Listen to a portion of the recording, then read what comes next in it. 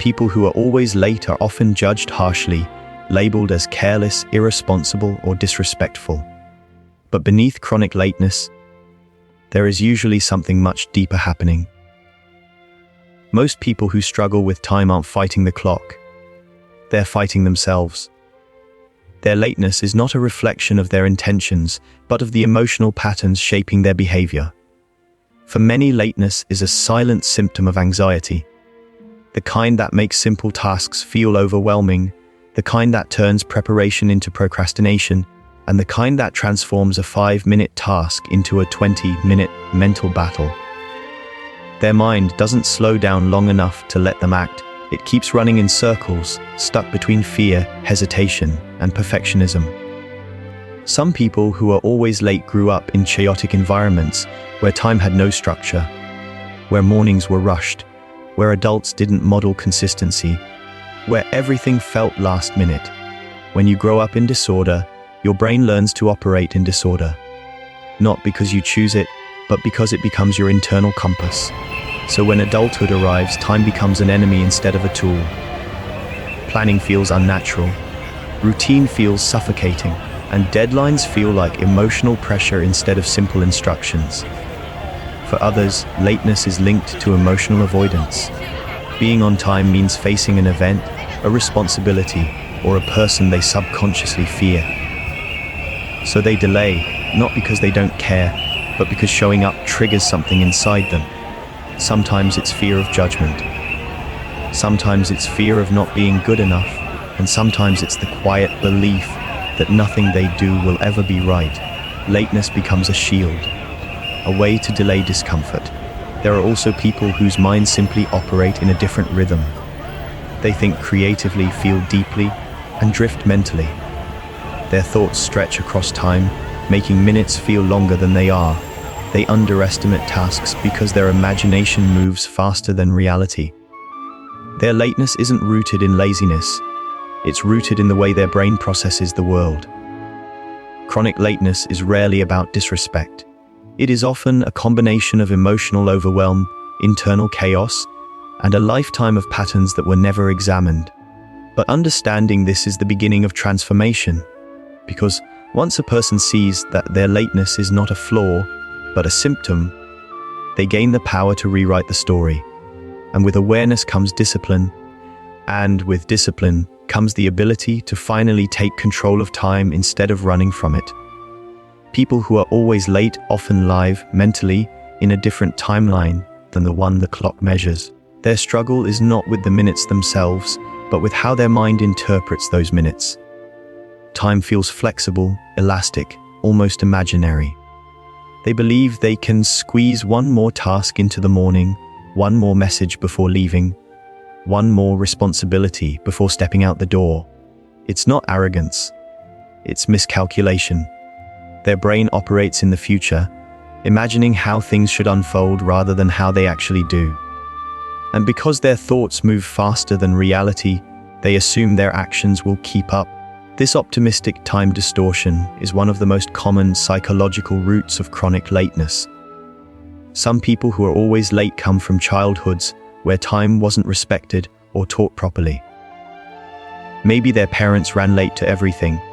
Maybe their home life was unpredictable. Maybe rushing became a daily norm. So as adults, they don't have an internal model of punctuality. The concept of leave at 8 never truly existed for them.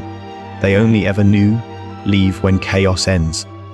Their lateness is not a deliberate choice, but a learned rhythm. One inherited from environments that lacked structure. Others who struggle with time are dreamers, thinkers, and internal wanderers. They drift easily, falling into thoughts that feel more real than the world around them. They get lost in creativity, reflection, or mental planning, forgetting how quickly minutes pass. The external world moves in straight lines, but their inner world moves in swirls, patterns, loops. They are not inattentive, they are deeply attentive, just not to the ticking of the clock. Often, their lateness is rooted in optimism about their abilities. They genuinely believe they can do everything. Finish a task, get ready, respond to a message, all in far less time than it actually takes. They want to be efficient, productive, accomplished. But their intentions outrun their reality. They don't see lateness as failure. They see it as a misalignment between expectation and execution. This disconnect between imagined time and actual time creates a cycle of frustration. They promise themselves they'll change. They set alarms. They try new routines. But every day, they fall into the same mental patterns that distort time's true nature. Yet awareness changes everything. Once they see that lateness is not about effort, but perception, they can begin retraining their mind, grounding themselves in the present, confronting their misconceptions, and slowly learning to live in the world as it is, not as they imagine it to be. People who are always late often don't realize that their relationship with time is deeply tied to their relationship with themselves. Keynote 4 highlights a truth many overlook: chronic lateness is frequently rooted in emotional patterns, subconscious habits, and a distorted sense of time that develops over years, not minutes. It's not simply a matter of poor scheduling. It's often tied to deeper internal struggles that shape how a person reacts to pressure, responsibility, and expectations. Some people who are always late live in a state of constant mental overload. Their minds juggle tasks, responsibilities, and worries all at once, leaving them unable to estimate time accurately. They believe they can squeeze just one more thing into every moment, unaware that this thinking pattern consistently pushes them behind schedule. It's not laziness, it's a form of cognitive overwhelm that tricks the brain into thinking time stretches further than it does. For others, lateness becomes an unconscious form of resistance. They may have grown up under tight control, strict routines, or high expectations, so running late becomes a subtle rebellion, a way of reclaiming control over their own lives. They don't do it intentionally, but the emotional wiring remains. Every delay becomes a small act of independence, even when it causes stress or guilt. Some people run late because they struggle with self-worth. They underestimate how long things take, not because they don't care, but because they don't feel important enough to prioritize themselves. Their preparation is rushed, their routines disorganized, and their mornings chaotic, not out of disregard for others, but because they haven't built systems that honor their own value. When someone believes they aren't worth the time, they stop managing it well. And then there are the people who fear failure so deeply that they procrastinate, delay, or avoid commitments until the last moment. Lateness becomes an emotional shield. If they don't arrive on time, they never fully have to confront the possibility of not being good enough. The clock becomes a battleground where insecurity fights with responsibility. Understanding these emotional patterns is the first step toward change. Because when people recognize that their tardiness is not a flaw of character, but a reflection of deeper inner battles, they can finally begin to address the root causes. And once the root is addressed, the habit can be transformed. Time becomes not an enemy to outrun, but a tool to steward with purpose, clarity, and confidence. One of the most misunderstood truths about people who are always late is that they don't realize how deeply lateness affects their future, their relationships, and their self-trust.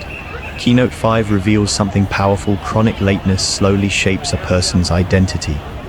It becomes a label they wear, even when they never intended to. And the longer they carry it, the heavier it becomes.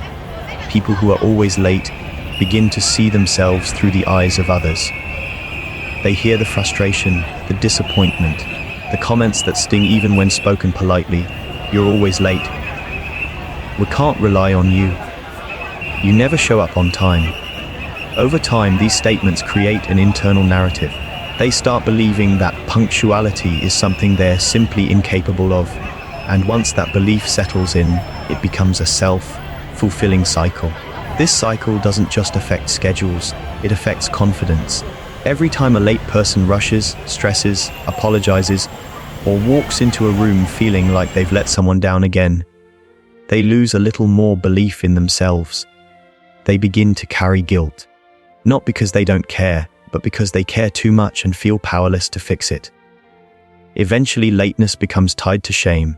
Not public shame, private shame. The kind a person carries quietly, silently, while putting on a smile. They make promises to change. They set alarms, reminders, and new routines. And yet, the next morning, the cycle repeats. Not because they are careless, but because the emotional weight becomes too familiar. The old pattern pulls them back in. But this keynote reminds us that lateness is not a permanent identity. It is a habit, not a destiny. And habits can be rewritten. The moment a person realizes they are not a late person, but simply someone who needs a new system, everything changes. The moment they stop attacking themselves for yesterday and start preparing themselves for tomorrow, transformation begins. Punctuality becomes less about the clock and more about self-respect, discipline, and inner peace. Because time will not slow down. The world will not wait. But a person's future does not have to be defined by their past. They can choose differently. They can rebuild trust, first with others, but most importantly, with themselves. When they do, punctuality stops being a struggle and becomes a reflection of strength, clarity, and personal growth. In the end, the truth is simple but life-changing. People who are always late are not broken, careless, or disrespectful. They are human beings wrestling with invisible patterns, emotional habits, and mental loops that have been shaping their relationship with time for years. But understanding these patterns is the first step toward breaking them. Because once you see the psychology behind your lateness, you reclaim the power to rewrite it. Lateness is not a character flaw, it is a signal. A signal that something inside you needs alignment. Your priorities, your routines, your emotional triggers, or your sense of self-worth. And the moment you stop blaming yourself and start studying yourself, everything shifts. You stop feeling attacked by time. You stop feeling chased by the clock. You begin to take control of your days instead of letting your days control you. And this is where true strength begins. Not in perfection, but in awareness. Not in impressing others, but in becoming the version of yourself that honors your commitments, respects your future, and moves with purpose instead of panic. The world belongs to those who show up, not just on time, but fully present, mentally prepared, and emotionally grounded. You have that strength inside you. You have the power to step out of the chaos, break the cycle, and create a new identity, one defined by discipline, clarity, and self-respect. Lateness doesn't have to follow you into your future. You can walk away from it today. You can rewrite your relationship with time. You can build a life where you are not running behind, but moving ahead. Your transformation begins with one choice: to show up for your life, your goals, and your destiny. The clock is not your enemy. It is your reminder that every minute is a gift, and what you do with it defines who you become.